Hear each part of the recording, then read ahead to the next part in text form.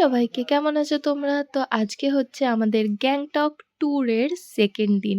তো আজকে খুব ভোর আমাদেরকে বেরিয়ে পড়তে হয়েছে। ভোর মিনস ওই ৭ টার মধ্যে আমাদের রেডি হয়ে বেরিয়ে পড়তে হয়েছে হোটেল থেকে। আর আজকে আমরা কোথায় যাচ্ছি সেটা দেখার জন্য পুরো ভিডিওটা দেখতে থাকো।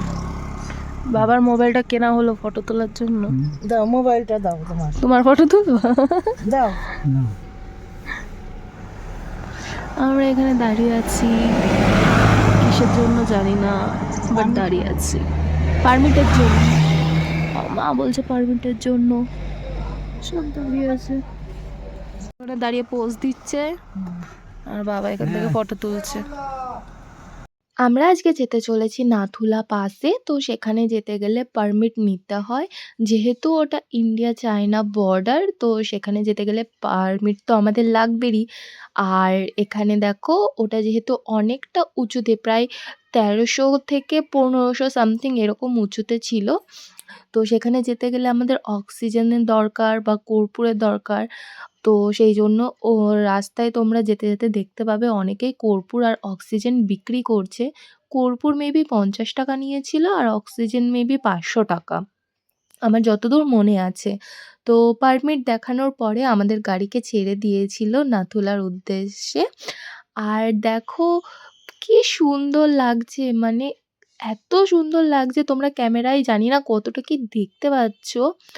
খুবই সুন্দর লাগছে, পাহাড়ে ঘেরা আকাশ, চারিদিকে শুধু পাহাড়, আকাশ, নীল আকাশ সঙ্গে সাদা মেঘ।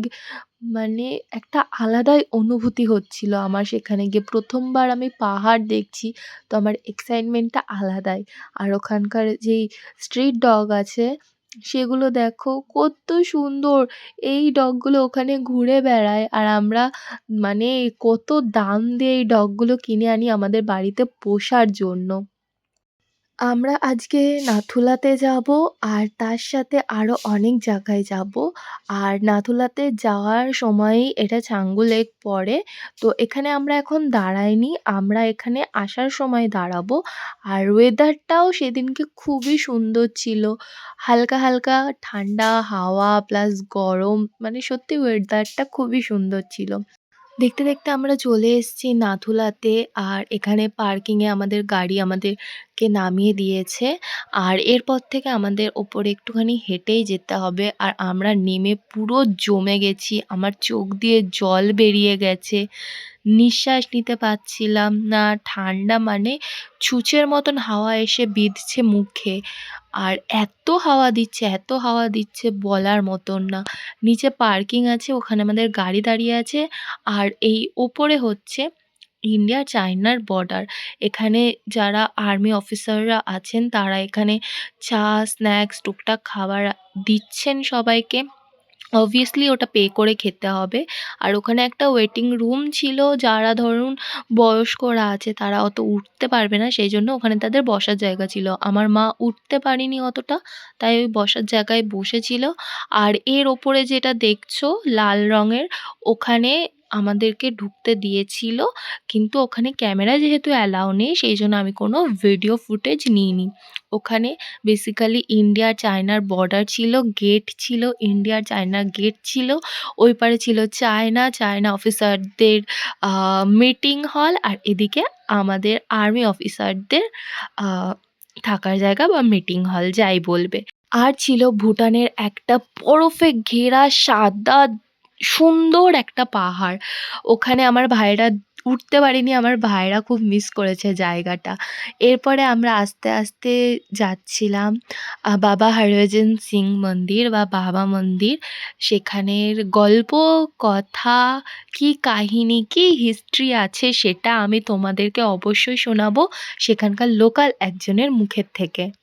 বাবা হরভজন সিং এর কাহিনীটি তোমরা ওখানকার লোকাল মানুষের মুখ থেকেই শোনো আর এই ভিজুয়ালটা এক্সপিরিয়েন্স করো। আই হোপ তোমাদের ভালো লাগবে। सर्वाई करने के लिए निकला था। उस टाइम में उसका शायद घोड़ा लेके गया था कोई गाड़ी, तो वो स्लिप होके एक ठो ऐसा ही लेक में नीचे दब गया, इसके ग्लेशियर में दब गया। तो वहाँ के लोग ने सोचा कि वो थक गए या फिर सब बाद में जाके उसका जो सपना होता है ना, उसने आके बोल दिया कि मैं यहाँ पर हूँ, मेरा उदय वन यहाँ पर है, वो दिया। तो उस टाइम से ही अब तक ड्यूटी भी कर रहा है, उसका पेंशन भी हो गया। ड्यूटी कर रहा था, ज़्यादा नहीं हुआ, बिफोर लास्ट ईयर। फिर कितना तारीख को है वो उसका रिटायरमेंट हुआ है। उसका छुट्टी भी होगा, उसका ड्यूटी टाइम भी होगा, छुट्टी भी होगा। छुट्टी के साथ उसको जो कपड़ा वपड़ा है, क्लोथ वगैरह, वो एक ठो उसमें डाल के एक आदमी के साथ घर भेजा देता है।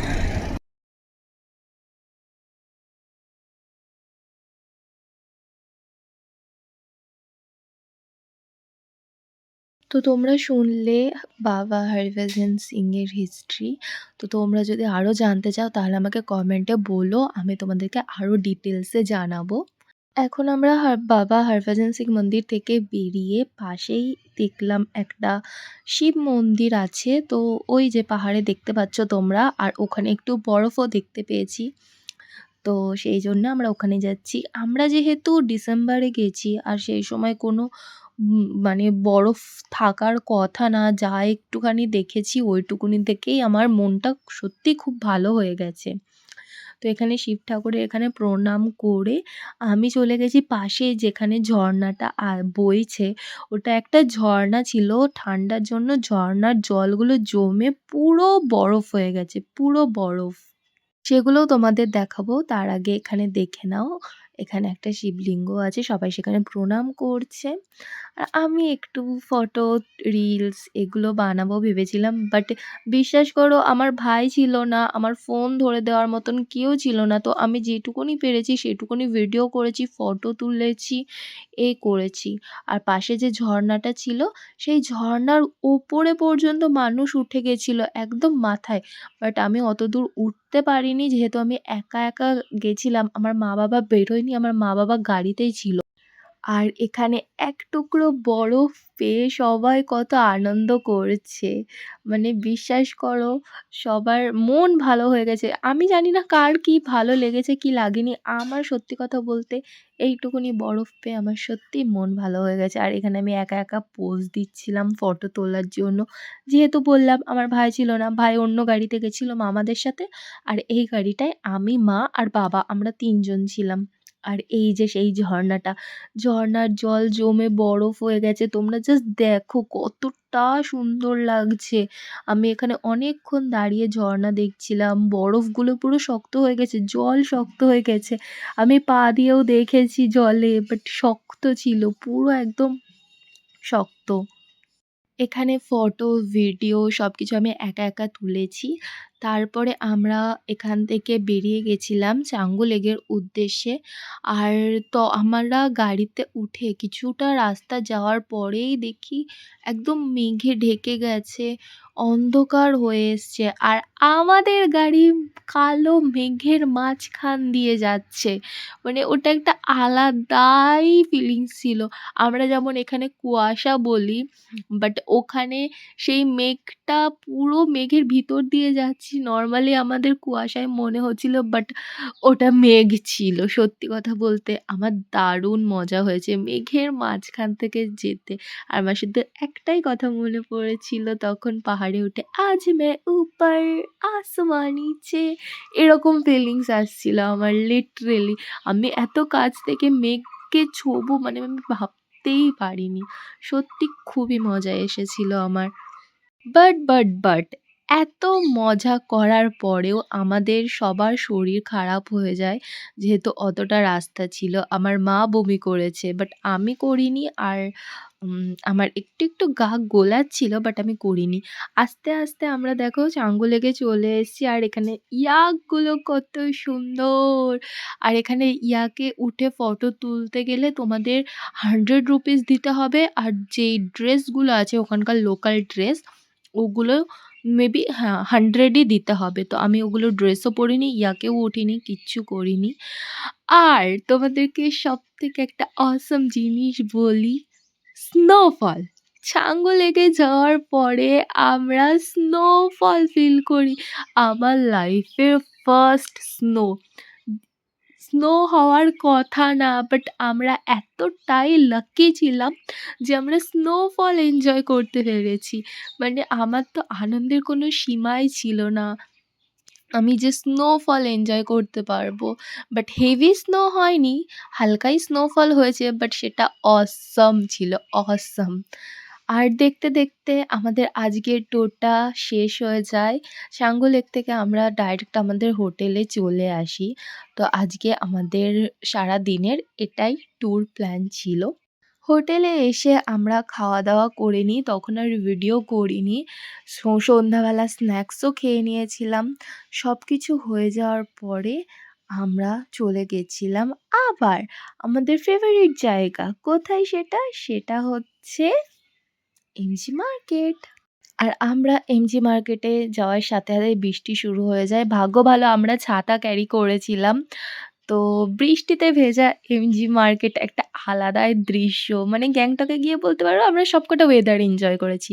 লাস্টে আমাদের ডিনারে ছিল ফ্রাইড রাইস আর চিকেন। তো এই খেয়ে আমরা ঘুমিয়ে পড়েছিলাম। দেখা হচ্ছে নেক্সট ভ্লগে। আর চ্যানেলটা সাবস্ক্রাইব করে রাখো যদি এরকমই ভ্লগ দেখতে চাও তো। Thanks for watching. বাই।